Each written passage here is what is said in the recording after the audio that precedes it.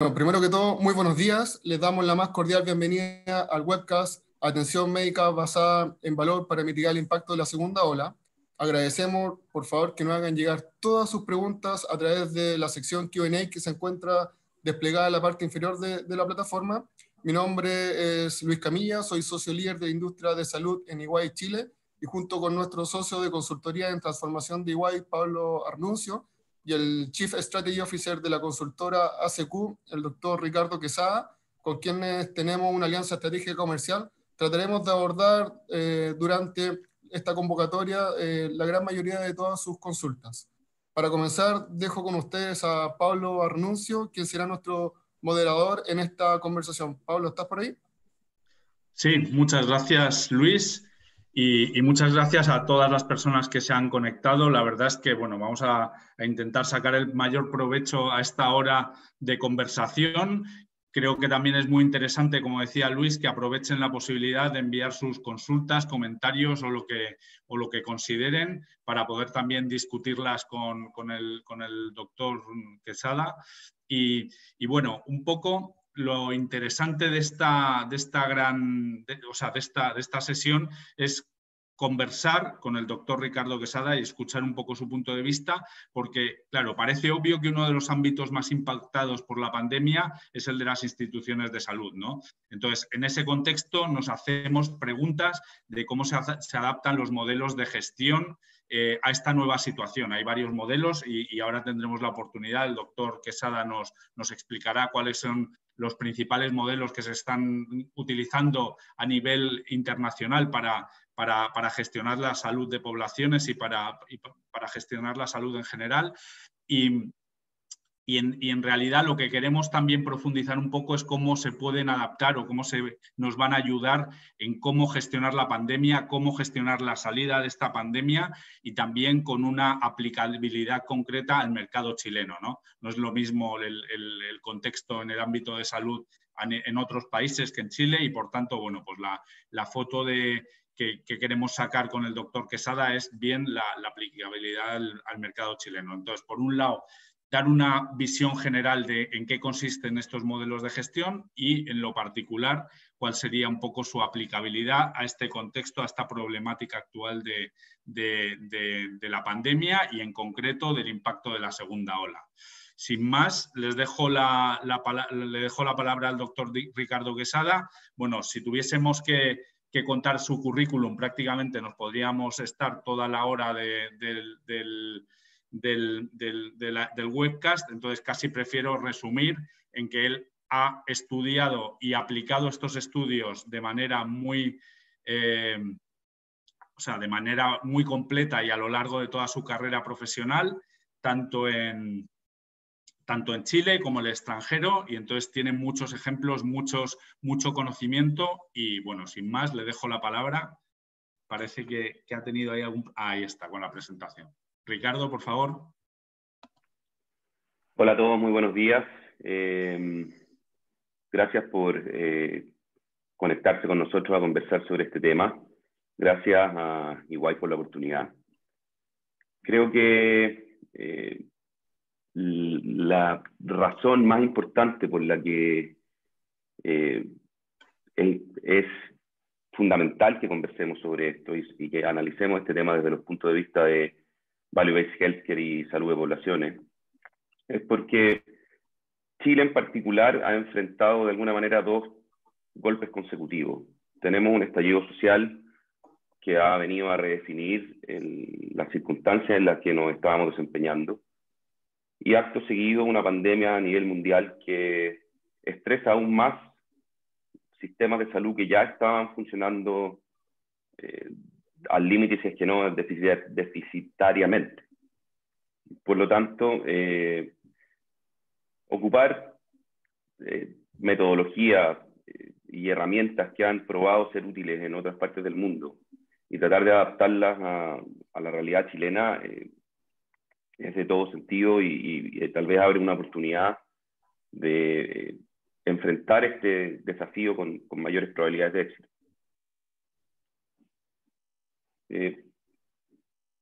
Estoy intentando pasar la diapo aquí. Ya. ¿De qué vamos a conversar hoy día? Vamos a conversar sobre qué es el Value-Based Healthcare, qué es los cuidados de salud asociados a valor. Un poco desde la perspectiva bien purista que surge en la primera década de este siglo, en la idea que el profesor Michael Porter empezó a desarrollar en Harvard con su trabajo clásico que se llama The Strategy That Will Fix Healthcare. Y vamos a intentar contar también cómo se operativiza eso, cómo funcionan los cuidados asociados en valor, más allá de la conceptualización. Y después vamos a conversar un poco cómo opera la salud de poblaciones, que comparte bastante con la salud pública, pero tiene una granularidad diferente. Y eso aplica a distintos grupos de manera distinta que la salud de poblaciones, que la salud pública, que en general es para toda una población completa, ¿no? La granularidad de la salud de poblaciones es diferente. Y vamos a conversar también sobre cómo operativizar eso. Y finalmente vamos a dedicar algunos minutos a cómo hacemos intervenciones específicas enfocadas a la realidad chilena para intentar mitigar y seguir funcionando durante la segunda ola que está ya a puertas, es que no, ya llegó, digamos. Y las eventuales tercera y cuarta. Uno podría esperar, en Europa ya están hablando de una tercera ola hace una semana por lo menos. Por lo tanto, uno debiera asumir que más allá de que la vacuna va a tener su efecto y nos va a dar la solución, eso no va a ser instantáneo. Entonces, mientras más podamos prepararnos y mientras más podamos enfrentar esto de manera eficiente, aún mejor. Bueno, entrando en materia, ¿qué es Value-Based Healthcare? Como les dije recién, esto surge de una línea de pensamiento con un trabajo clásico que acabo de mencionar, en que se plantea y se intenta operativizar qué es lo que vale y qué es lo que no vale en salud. En términos económicos, es una medida de la elasticidad de los servicios de salud. Qué cosas son reemplazables, qué cosas no son reemplazables, y qué cosas están sujetas a los trade-offs, básicamente. Y eso se ha, de alguna manera, definido como cuáles son los desenlaces o outcomes clínicos que yo soy capaz de obtener para una determinada línea de servicio en relación o a razón de los costos que eso tiene. Y acá es importante hacer la primera gran precisión. Cuando hablo de costos, estamos hablando de cada una del gasto que yo tengo por cada una de las actividades de la tecnología y de la infraestructura en una línea de servicios que yo tengo que definir. No estamos hablando de la factura o el promedio de las facturas que yo hice por un determinado procedimiento en un determinado periodo de tiempo. Que ese es uno de los problemas o errores que yo me ha tocado ver más frecuentemente. Mezclar cuánto facturé, cuánto cobré, con cuánto me costó. Es diferente. Y el valor asociado en salud, en esta definición, lo plantea como los desenlaces clínicos a razón de los costos. Ahora, inmediatamente, y ayer lo conversábamos haciendo un brainstorming con el equipo, ¿qué preguntas me hago yo ante esta definición? Bueno, la primera es, ¿cuánto gasto necesito tener yo en mi institución de salud para obtener buenos resultados? Es decir, ¿cuánto me está costando ser bueno? Y segundo, ¿bajo qué parámetros soy bueno? O sea, ¿qué resultados son importantes para los pacientes? Cuando hablamos de desenlaces clínicos, estamos hablando de desenlaces importantes para los pacientes. Suena bastante etéreo, pero la verdad es que hay avances y hay instituciones que se han dedicado a definir cuáles son los desenlaces importantes para los pacientes. Hay un instituto que se llama ICHOM, que funciona apadrinado por la Escuela de Harvard de Salud y por la Escuela de Economía también. Lo dirige el doctor Porter con otras personas. Y ellos han avanzado ya en cerca de 30 líneas de desenlaces clínicos importantes para distintas actividades, de accidentes vasculares, oncología, algunas cosas pediátricas, enfermedades crónicas. Por lo tanto, existe ya cierta parametrización de lo que son los desenlaces importantes para los pacientes. Y hay, evidentemente, otros institutos y otras iniciativas, pero yo les cuento la que yo uso más porque es la que conozco más de cerca. Y en el fondo lo que hacen es definir qué cosas tengo yo que buscar para considerar que soy exitoso en paralelo o yendo más allá que lo que se consideraba hasta hace poco éxito, que eran básicamente KPIs, es decir, medidas de desempeño. En estricto rigor, lo que yo estoy queriendo decir acá es que más que cuál es mi tasa de sangrado para una eventual cirugía de rodilla, por ejemplo, lo que el paciente está interesado en saber es cuánto tiempo va a cojear o en cuánto tiempo va a poder jugar fútbol, más que yo le reporte que sangró 50 o 70 ml porque usé una determinada técnica. Entonces, en el fondo, cuando yo hago la medida de cuánto soy capaz de obtener de resultados y de outcomes importantes para los pacientes y a qué costo, estoy teniendo una medida del valor. ¿Por qué? Porque ese valor me va a, como dije en un principio, dar un acercamiento a la elasticidad de lo que yo estoy haciendo y qué tan voluble soy a los trade-offs. Un ejemplo bien clásico son los medicamentos originales versus los genéricos versus los bioequivalentes. Un fármaco original suele ser de costo y de precio bastante mayor que un fármaco bioequivalente y evidentemente mayor que el original, perdón, que el genérico. Ahora, cuando yo comparo el outcome y el desenlace de un bioequivalente con un original, muchas veces son similares, o la diferencia no justifica la diferencia de precio. Es decir, cuál es el que me está agregando más valor. En este ejemplo que yo estoy dando, podría variar, pero en este ejemplo que yo estoy dando, los bioequivalentes. De hecho, esa es la razón por la que existe. Y aquí viene la parte más, tal vez, conflictiva o difícil, que es que cuando yo logro tener una medida de mis desenlaces y de mi costo, tengo que ser capaz de hacer benchmarking, tengo que poder comparar cuál es mi desempeño. ¿Cómo es mi desempeño interno y cómo es mi desempeño externo? Es decir, ¿cuáles son las comparaciones que yo puedo hacer entre distintos equipos o distintos colaboradores que hacen lo mismo? ¿Y cómo me permite eso compararme con el que está al lado? Diría que a eso es lo que los doctores le tenemos más miedo. No nos gusta que nos comparen, no nos gusta que nos ranqueen. Por lo menos en el ámbito chileno y latinoamericano me ha tocado ver que es así. Y diría que en Estados Unidos es un paso que ya dieron. Están acostumbrados a hacer el benchmarking.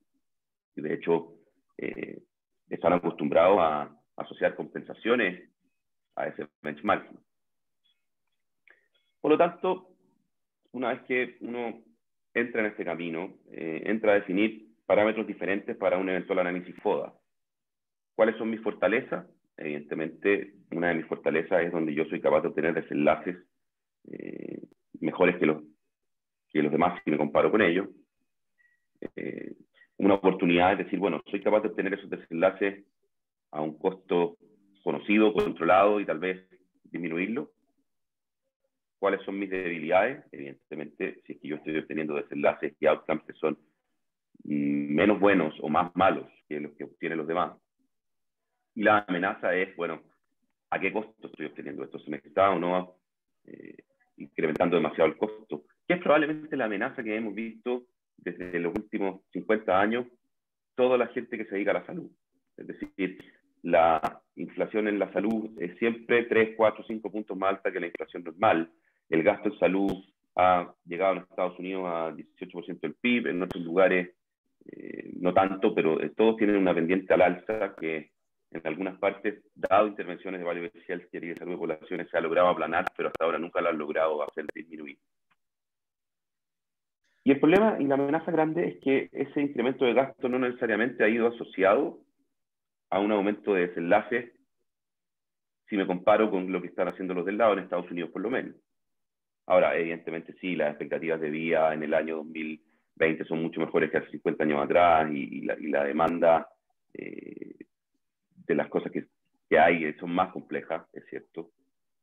Cosa que ha hecho que hayamos tenido que tener sistemas de aseguramiento con coberturas mayores, porque evidentemente las cosas que terminan siendo catástrofes quedan fuera del alcance de la gran mayoría de la población. Pero también está el otro lado, que hace que ese nivel de aseguramiento muchas veces desemboca en un sobreuso de los recursos. Ese sobreuso es el que, con las intervenciones de Value-Based Healthcare, se intenta conocer y controlar. Ricardo, Dígame, pregunta.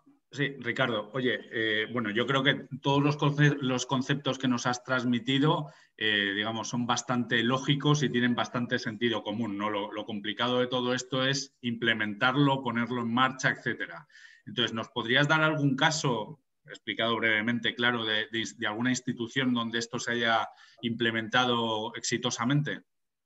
Sí, por supuesto. De hecho, primero que nada contarles que en el Harvard Business Review hay bastantes casos que uno podría buscar, pero uno de los que a mí más me gusta, precisamente porque implica el uso de tecnología que en algún minuto fue bastante celebrada, y ellos aprendieron a usarla muy bien, es el del Martini Clinic en Hamburgo. El Martini Clinic aprendió a resolver cáncer de próstata, del que es leve y también del que es complejo, el infiltrante, con un objetivo tremendamente importante para los pacientes, que es la preservación del nervio peniano. ¿Ya? Y aquí cuando uno conversa sobre sobrevida, uno también inmediatamente tiene que ponerse a pensar, bueno, sobrevida, ¿con qué nivel de calidad de vida? ¿Con qué nivel de wellness, de bienestar? Y en el Martini Clinic aprendieron a hacer un proceso en que tienen un éxito muchísimo mayor que los demás en la preservación del nervio peniano. Y lo hacen a un costo conocido que han aprendido a reducir y que han aprendido a poner en un bundle, en un paquete, a todo evento. En este minuto son el referente y ofrecen la solución para toda Europa, con un paquete que incluye el viaje, la llegada, la estadía, el procedimiento, la recuperación y la vuelta a casa, con un precio fijo. Y que garantiza resultados a la población. Evidentemente, cuando yo hablo de resultados garantizados, estoy hablando de en un determinado volumen. Siempre hay la posibilidad de que haya un resultado desfavorable cuando uno lo ve en el micro, digamos, en la granularidad. Pero tienen una tasa de resultados de éxito tremendamente bien lograda, medida y soportada. Entonces, es un ejemplo que yo celebro, lo encuentro realmente bien, porque además aprendieron a darle la justa medida al robot que estuvo tan de moda hace algunos años atrás, al Da Vinci y a otros más. En términos de que ellos aprendieron que lo usan en un porcentaje bastante bajo de la población y para una cosa bien específica, que es para lo que en general uno crea los robots. Entonces, me parece que ellos aprendieron a darle una justa medida en Alemania, en Hamburgo, de qué es lo que se combina muy bien en términos de tecnología, de resultados y de costos.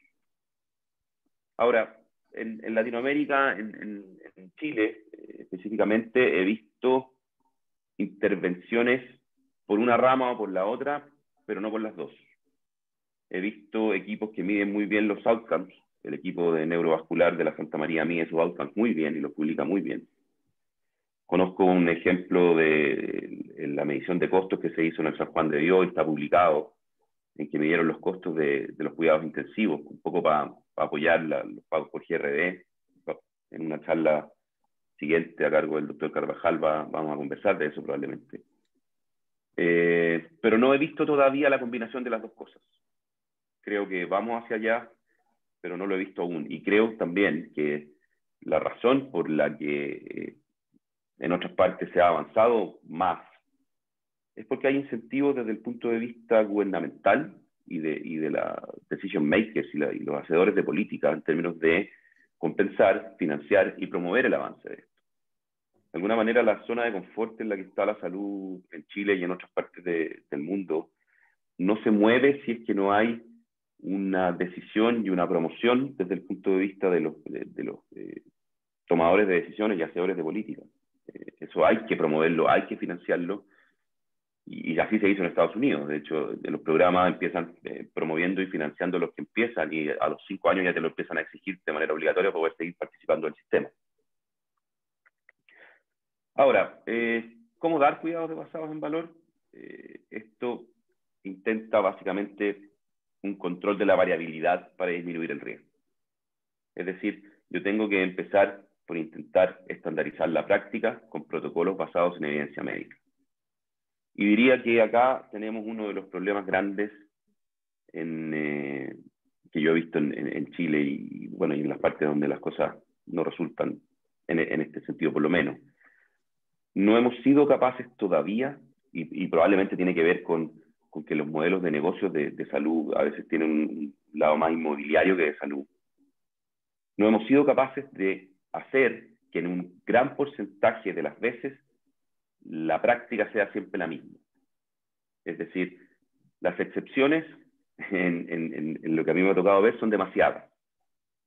Entonces, lo primero que yo creo que hay que empezar a pensar para hacer cuidado basado en valor es decir, en la gran fracción de las veces, en el gran porcentaje de las veces, yo tengo que poder hacer las cosas de manera similar o igual. Es decir, las colecistectomías laparoscópicas no complicadas, yo debiera operarlas siempre lo mismo, siempre igual, por un proceso siempre parecido, con tiempos parecidos y a un costo parecido. Evidentemente, eso implica saber medir muy bien cuáles son los criterios de inclusión, cuáles son los criterios de exclusión y cuáles son los riesgos asociados. En la medida que yo conozco eso, puedo incluso ponderarlo y asociarlos a los costos. Lo segundo es que hay que tener una cultura para la toma de decisiones basada en información. Eso implica medir regular y permanentemente. Y de nuevo, nos ha costado acostumbrarnos a medir. Nos ha costado acostumbrarnos a medir outcomes. Medimos otras cosas porque lo tenemos más a la mano y lo ocupamos a veces como un proxy de una medición de outcomes. Medimos satisfacción usuaria, a veces medimos algunos KPI, medimos performance, pero no estamos midiendo el desenlace. Y la satisfacción usuaria es tremendamente importante y es parte de uno de los objetivos de la salud de poblaciones, pero no es un outcome, no es un outcome clínico. Entonces, la segunda gran parte es tener una cultura para la toma de decisiones, que implica medición de la adherencia a los protocolos que estoy creando, medición de los desenlaces obtenidos para cada paciente, y medición del costo por tiempo y actividad, Time Driven Activity Based Costing, para cada paciente. Yo tengo que saber cuánto me costó obtener los desenlaces. ¿Cuál es la visión de esto? Que yo logre tener líneas de servicio con márgenes conocidos y resultados garantizados. Como dije antes, resultados garantizados a nivel del grupo de la población, no en nivel individual. Siempre puede pasar que en medicina las cosas no resultan como uno quiere, digamos. Pero uno conoce los márgenes y cuando uno conoce los resultados y el historial de resultados, uno conoce cuál es el porcentaje de error e incluso lo puede itemizar, e incluso lo puede ponderar e incluir en esos márgenes. Eso es un poco avanzando hacia el desarrollo de los eventuales paquetes que uno querría negociar a todo evento. Ricardo, una pregunta. Oye, bueno, vemos que estas recomendaciones o estas prácticas que habría que implementar conllevan un cambio importante en la forma de pensar y en la cultura, ¿no? Como tú mencionabas.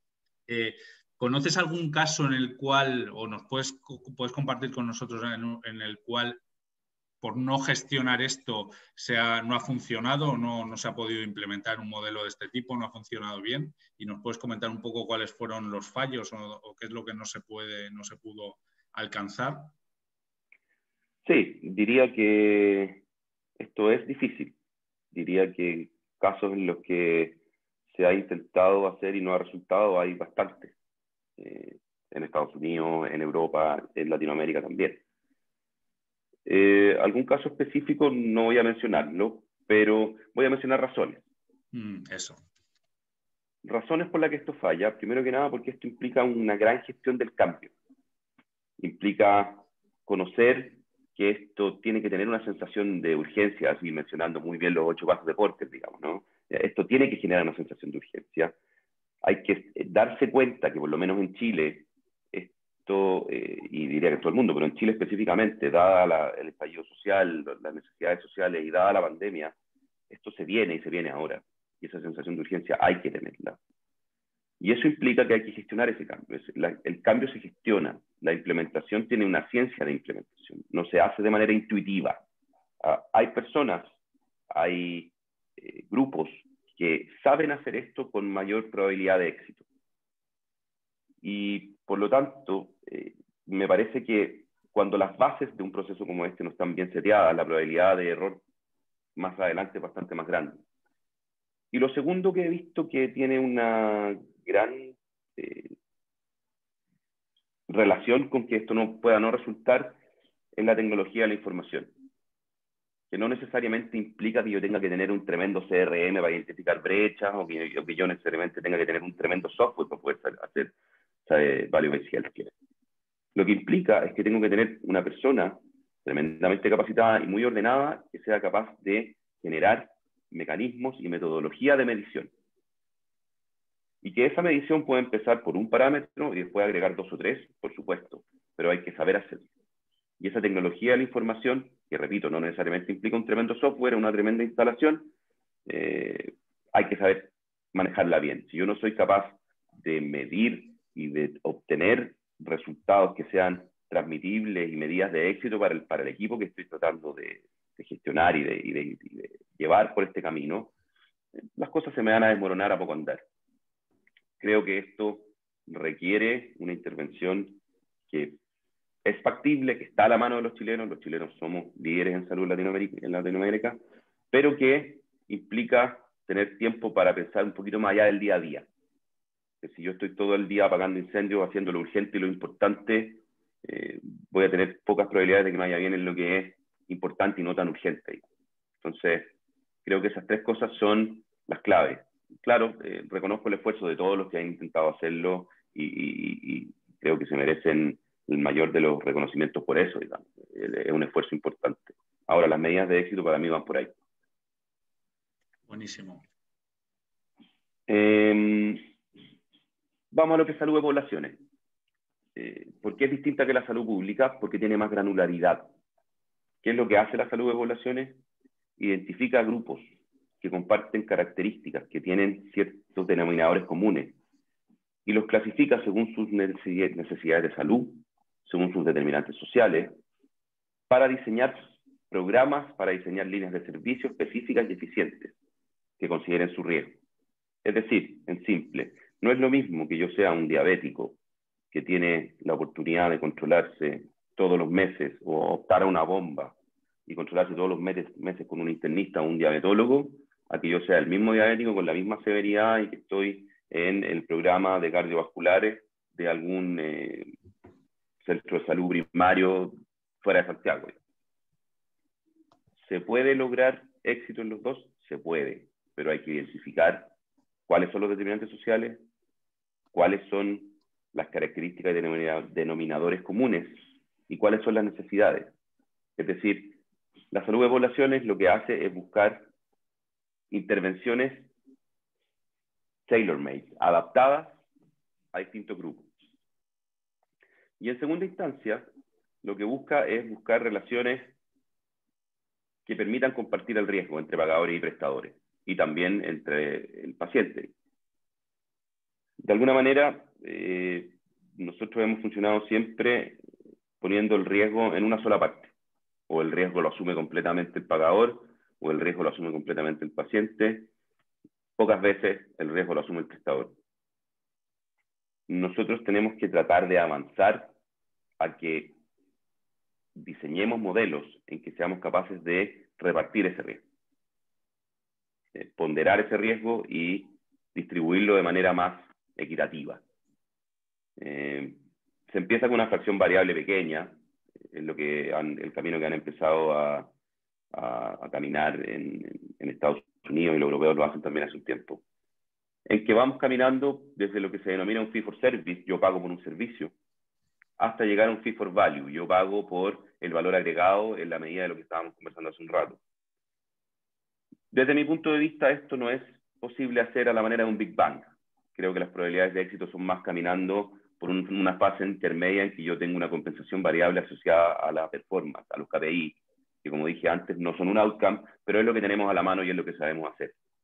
Entonces, si yo decido inventar o diseñar relaciones o organizaciones que empiezan a moverse del fee for service, pasan por un fee for performance, es decir, por compensación variable asociada a desempeño, y logran llegar a algún grado de compensación asociada a valor, voy por el camino correcto.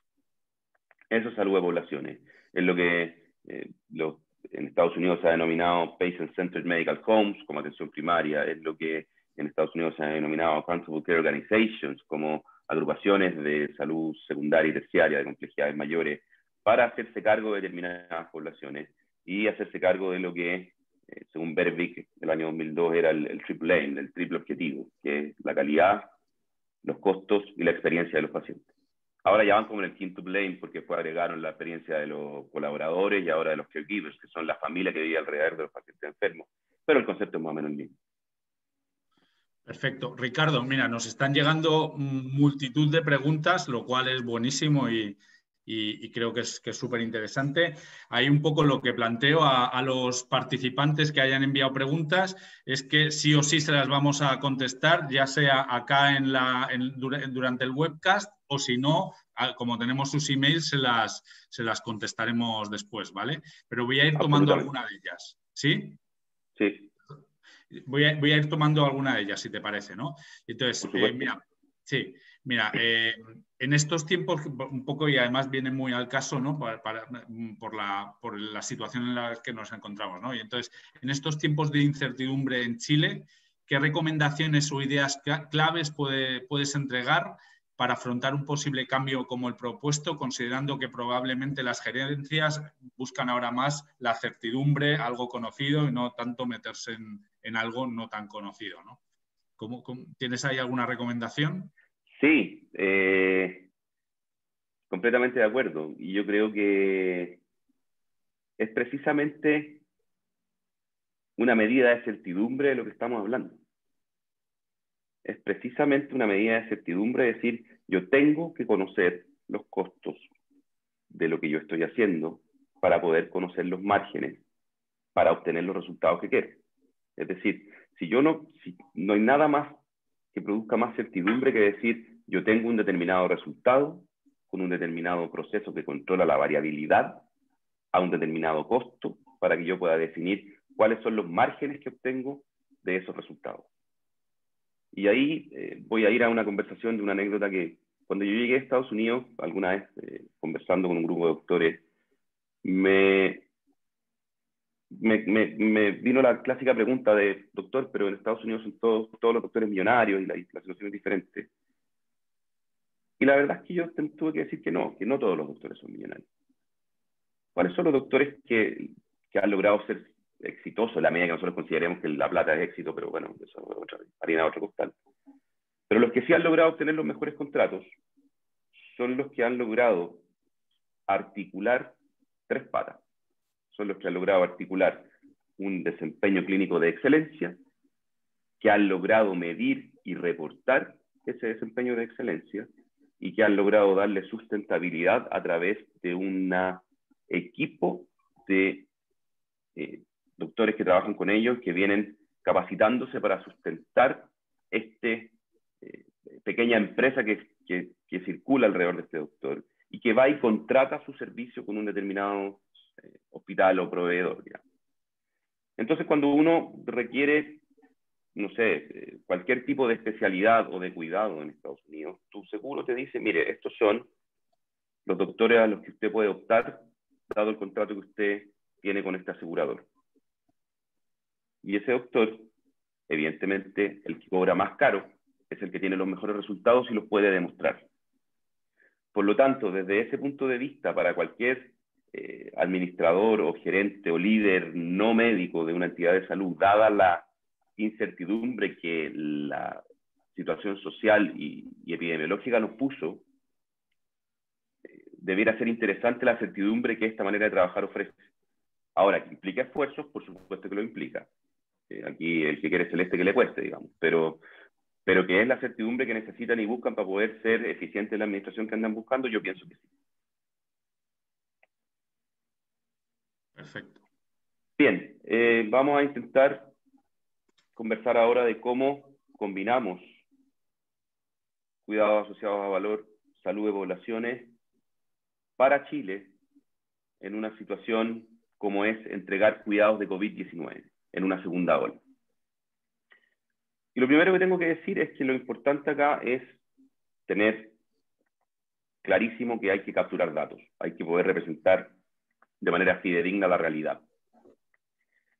Y claro, yo creo que nosotros no podemos presentarnos ante la segunda ola como si no conociéramos lo que es COVID. Tenemos información, tenemos datos, nos vimos desbordados y algo tenemos que haber aprendido de esto. Y esos datos los podemos usar para, desde mi punto de vista, clasificar grupos de necesidad intrahospitalaria de COVID. Y me voy a referir al intrahospitalario porque uno podría agregar un cuarto grupo ambulatorio, pero el concepto es el mismo. Yo puedo definir que yo tengo necesidades intensivas, intermedias y básicas. Y tengo que definir actividades fijas, estándar, para cada una de esas necesidades, en base a la mejor evidencia médica de lo que ha resultado para nosotros. Yo puedo mirar un histórico de lo que en mi hospital ocurrió en la primera ola. ¿Qué tipo de paciente me llegó? ¿Me llegaron más con necesidades intensivas, con necesidades intermedias o con necesidades básicas? Y tengo que ser capaz de definir criterios de ingreso para cada una de esas características. Ahora, que un determinado paciente se va a poder mover entre las necesidades intensivas, intermedias y básicas, y ojalá todos salgan en un decreciente para que se vayan todos de alta con la mejor sobrevida posible, es el ideal. Pero sabemos que no es así. Sabemos que hay esfuerzos que terminaron en malos resultados. Tengo que poder aprender cuáles criterios hacen que yo vaya a ofrecer de manera controlando la variabilidad las distintas complejidades de intervención. Es decir, yo tengo que tener un protocolo intensivo, un protocolo intermedio y un protocolo básico que todas las personas puedan hacer. ¿Por qué? Porque mi impresión, refiriéndome de nuevo a la elasticidad y a la sustitución, el problema en Chile en la primera ola terminó no siendo el acceso a ventiladores. Al final tuvimos los ventiladores. Nadie se quedó sin un ventilador y si ocurrió fue de una manera excepcional. Lo que no tuvimos fue intensivista. Una cosa es que yo soy urgenciólogo por formación de especialidad. Y claro, yo tengo una formación de cómo se maneja un ventilador para lo que uno requiere en la urgencia, es básica, y alguna vez hice algún que otro reemplazo en la UCI. Pero resulta que aquí había pacientes que requerían expertos en ventilación mecánica. Esos expertos no fueron suficientes. ¿Y qué pasó? Que como lo que nosotros estábamos haciendo era completamente variable, no fuimos capaces de ofrecer una guía y una manera de enfrentar a estos pacientes que no cambiara.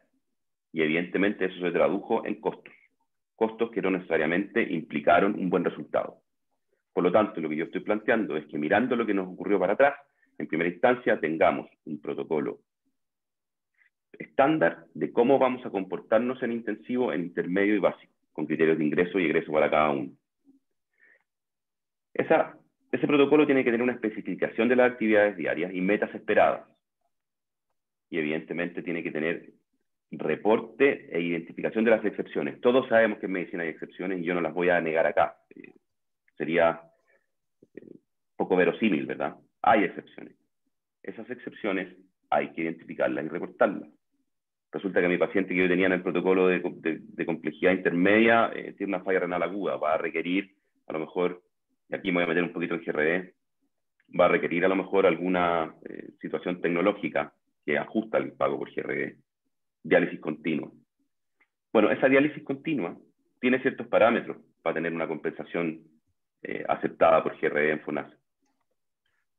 Por lo tanto, yo tengo que ser capaz de codificar, de identificar y de justificar esa excepción. Y tengo que ser capaz de tener criterios que vayan acorde con esa distribución que no es continua de la manera en que paga FONASA. El GRE es más bien por intervalos. Entonces yo puedo decir que yo puedo definir mis protocolos de intensivo, intermedio y básico según esos intervalos. No me quiero meter en esa complejidad, pero en el fondo lo que estoy queriendo decir es que yo puedo estandarizar lo que hago para obtener los mejores resultados en base a cómo me lo van a compensar. Y evidentemente eso implica la medición de los desenlaces obtenidos y el costo diario de la aplicación del protocolo para cada paciente.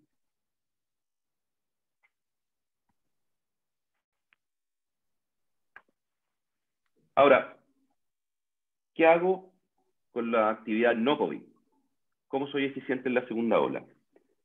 Y aquí vengo a una cosa que es más bien de salud pública y salud de poblaciones. Nosotros en la primera ola nos dimos la libertad de permitirnos no cumplir con los GES, con las garantías que están escritas por ley.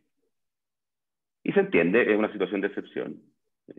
Nos pilló desprevenido, o tal vez, por mucho que no fuera desprevenido, el tiempo no dio para alcanzar a ensamblar todo lo que había que ensamblar y solucionar esa brecha que era mayor de lo que estaban las capacidades de solucionar. Pero pienso firmemente que eso no es posible en una segunda ola. Nosotros debimos haber aprendido cosas. Nosotros debimos haber aprendido que hay un impacto que nadie está estimando dentro de lo que está en mi espectro de conocimiento, de todo lo que estamos dejando de hacer dado el COVID. ¿Qué pasa con todas las cosas que se están retrasando de manera desconocida y que van a tener un impacto en salud en los siguientes años dado el COVID?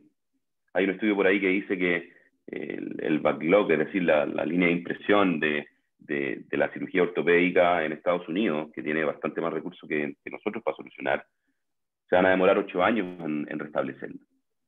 ¿Cuánto nos vamos a demorar nosotros y cuánto más vamos a seguir dilatando las cosas que tenemos que hacer? Dado que ya sabemos que viene una segunda ola y ya sabemos más o menos qué es lo que puede pasar, no es igual que la otra. Tenemos que haber aprendido cosas. Mi postura es que hay que clasificar en 2 niveles de prioridad, por urgencia de resolución y tiempo de vencimiento de las garantías. Y hay que adaptar los protocolos a las nuevas circunstancias. ¿El COVID trae un incremento de costos? Sí lo trae. Evidentemente lo trae. Es más difícil, es más lento, requiere más EPP, requiere PCR por doquier, y un sinfín de cosas que uno tiene que poder incluir en la línea de proceso y en la línea de servicio de una garantía GES. Y uno debe poder explicitarle al asegurador o pagador, FONASA y SAPRE, mira, yo te puedo seguir cumpliendo la garantía GES en estas que identifico como prioritarias y en las que además soy bueno, pero evidentemente hay un impacto. Cualquier tomador de decisiones de un asegurador debiera estar de acuerdo, porque debiera saber que si no se solucionan esas garantías prioritarias y que tienen tiempos de vencimiento que van a ser cada vez mayores, el costo de ir a resolverlo después es peor. Entonces, si yo soy capaz de incorporar la nueva circunstancia en una línea de proceso estándar de solución de garantía GES, debiera poder por lo menos echar a andar esa actividad o sostenerla durante la segunda ola. Eso dejando de lado que hay ciertas garantías que son tiempo dependientes de las que ya tenemos que empezar a hacernos cargo también de manera efectiva. O sea, yo no puedo decir que no cumplí la garantía de un infarto agudo al miocardio con supra del nivel del ST porque estoy atendiendo COVID, digamos.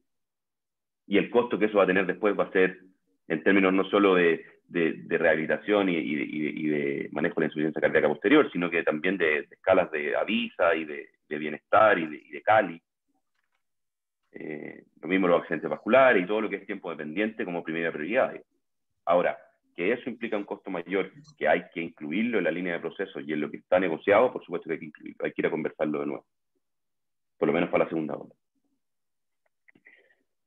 Y en los no-GES, creo que es un poco lo mismo. Creo que hay bastante actividad que a esta altura, no por el hecho de no estar incluido en las garantías, uno podría pasarla por alto. Pero pienso que se pueden clasificar desde 2 parámetros, y por lo tanto en 4 grupos. Lo que es urgente y lo que es factible. Y esa actividad urgente y factible uno podría distribuirla por los distintos departamentos y las distintas especialidades. Y evidentemente, de manera similar, adaptar los protocolos de atención. Y aquí me quiero referir a una herramienta que es bien importante, que es la telemedicina. La telemedicina por sí sola, como canal de acceso, no es un gran agregador de valor. O sea, que yo solamente dé acceso, me va a servir mientras el acceso esté restringido, es decir, para las cuarentenas, por supuesto. Y tiene un accionar limitado. Nos tocó implementar un servicio de telemedicina para un sistema grande, y la verdad es que las expectativas eran más de las que obtuvimos, porque no fuimos capaces de incluirla en un programa superior. Es decir, si yo soy capaz de ocupar la telemedicina, que es una herramienta y no un fin, para facilitar un determinado proceso que antes hubiese sido presencial y ahora ya no lo es, voy a hablar un ejemplo, no sé, si yo soy capaz de controlar los anticoagulantes orales tomando una muestra en domicilio y después controlando esa carta de anticoagulantes orales por telemedicina, ¿para qué? Para evitarme las complicaciones de coagulopatía, estoy incluyéndolo en un programa. Dar acceso de, no sé, consulta de medicina general espontánea sin que esté asociada a un desenlace, no agrega tanto valor.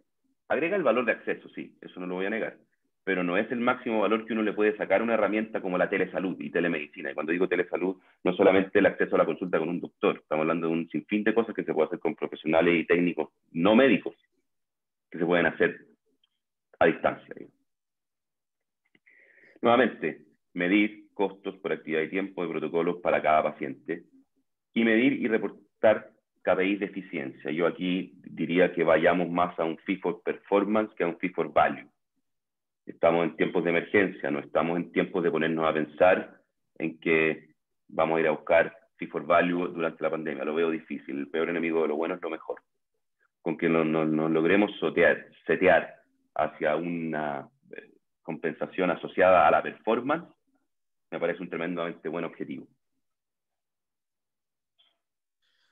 Ricardo, oye, bueno, como te decía, nos han llegado multitud de preguntas, entonces, bueno, te voy a ir lanzando alguna. De hecho, voy a partir con una que yo creo que es muy amplia y nos consumiría, yo creo, los 11 minutos contestarla en profundidad, pero yo creo que es bueno que nos des ahí algunas ideas, ¿no? Y es muy orientada a la implementación de esto, ¿no? Has comentado antes el cambio cultural, el cambio de la forma de trabajar, de operar, de perfiles que llevan igual mucho tiempo, perfiles, digamos, asistenciales que llevan mucho tiempo trabajando de una misma manera. Entonces, ¿tienes algunas recomendaciones, por un lado, para toda esta gestión del cambio, para asegurar para potenciar esta forma de subir al carro a estos perfiles para operar de esta nueva manera? Eso sería una. Y también sobre cómo estructurar o si hay que generar cambios en la estructuración de los equipos asistenciales en términos de governance, o sea, de modelo de gobierno, de cambio de responsabilidades sobre los resultados, todo esto orientado a maximizar el valor. Entonces, ¿tienes ahí algunas recomendaciones? Insisto, es algo muy profundo, pero algunas ideas que compartir con la audiencia. Por supuesto que sí. Y creo que voy a poder referirme a las dos preguntas desde una misma respuesta. Eso. Me parece que la manera de enfrentarse inicialmente es a través de buscar dónde puedo encontrar o dónde puedo armar lo que en la escuela de Harvard denominan las Integrated Practice Units, las unidades de práctica integrada, que implican encontrar a una persona que ya venga buscando o que tenga la inquietud, que siempre hay en todas las instituciones, de salir del modo tradicional. Nosotros encontramos algunos equipos que ya estaban en el camino de medir sus desenlaces y soportarlos para que se conviertan en una organización cuya estructura sale un poco de la estructura departamental clásica. Entonces sí, evidentemente estoy adscribiendo a las dos inquietudes. Se necesita encontrar alguno que esté en algún grado de avance y soportarlo y convertirlo en una unidad estructural paralela a la clásica estructura departamental, que es más bien político-administrativa, esta es más bien operacional. Una estructura operacional que se denomina unidad de práctica integrada, en la que yo voy a poner al servicio de un determinado tipo de paciente, llamémoslo accidente vascular, todos los implicados en una organización diferente, no solamente el departamento de neurología. Vamos a poner neurología, fisiatras, kinesiólogos, vamos a poner un protocolo con radiología para que el angioTAC me lo informen pronto, vamos a poner una unidad de rehabilitación precoz, y todo eso se va a ir armando operacionalmente, y repito, no tiene por qué ser políticamente, eso es una estructura operacional, paralela a la estructura departamental, nadie quiere desarmarla, es más, no lo veo posible. Una estructura operacional para facilitar el proceso de la atención de una determinada condición. Esa unidad de práctica integrada termina siempre influyendo al vecino. ¿Por qué? Porque el que se dedica a accidentes vasculares isquémicos está muy cerca del que se dedica a TEC y tiene cosas muy parecidas. Y ocurre espontáneamente que el que se dedica a TEC viene y pregunta, oye, ¿y esto que hizo el doctor X, por qué no puede funcionar para mi unidad? ¿Sabe qué, doctor? Hagamos. Y al ratito el que se dedica a TEC empieza a influenciar al que se dedica a TEC en otro hospital, o al que tiene cerca desde el punto de vista, no sé, de trauma raquimedular. Y por el otro lado, los que están viendo el control del riesgo vascular, que implica a los neurólogos, pero también a los cardiólogos, empiezan a decir, oye, y este proceso que hizo que el puerta aguja del neurólogo fuera muchísimo más rápido, ¿por qué no lo puedo tener yo para mi infarto? Entonces se empieza a generar una organización diferente, paralela a la organización departamental político-administrativa tradicional, que, repito, nadie quiere desarmarla ni mucho menos, simplemente es una organización operacional. ¿Qué se requiere? Se requiere el apoyo de los líderes, habitualmente de línea C. Tiene que haber alguna persona de la línea C involucrado, que esté dispuesto a dar el soporte. Se requiere encontrar algún champion, que, repito, no son tan difíciles de encontrar. Existen, hay personas que vienen dedicándose a esto hace rato y están en casi todas partes. A veces lo han hecho sin darse cuenta. Y se requiere empezar a organizar una unidad de práctica integrada alrededor de ello. Y decirle, mire, ¿sabe qué? Nosotros le vamos a soportar todo esto y además vamos a favorecer que si que está midiendo outcomes, midamos costos. Si que está midiendo costos, midamos outcomes. O si tiene el interés y el equipo, bueno, midamos los dos. Y requiere saber que estos son pasos incrementales. No tienes que salir a medir 25 outcomes, mide 2. Que sean importantes para los pacientes, pero mide 2. En la urgencia, que en mi ámbito, yo siempre converso con mi equipo que a mí me gustaría poder medir el grado de alivio en 30 minutos desde que una persona llegó a la urgencia. Alivio como quieras decirlo. Se me quitó el miedo, se me quitó el dolor, se me quitó la ansiedad. Alivio. El alivio para la urgencia es súper importante, más allá de que yo tenga que o no tener un desenlace fatal, digamos, que esa en la urgencia puede ser. Pero alivio.